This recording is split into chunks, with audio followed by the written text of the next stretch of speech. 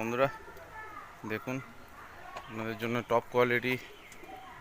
এটা হচ্ছে তোমার আরশাদ লাইন। আরশাদ লাইনের পায়রা আছে নটটা, মাদিটা আন্দ্রা মাদি আছে। ঠিক আছে, দেখে নিন। ফটকা ব্লাডের আন্দ্রা মাদি, আর এই হচ্ছে আরশাদ ব্লাডের নর। পায়রা বৃষ্টি পড়ছে বলে একটু দেখতে বাজে লাগছে। নটটার দুরকম চোখ আছে, একদিকে কালো চোখ একদিকে লাল, আর মাদিটা সেম। পায়রা ধরে শক করে দেবো চোখটা।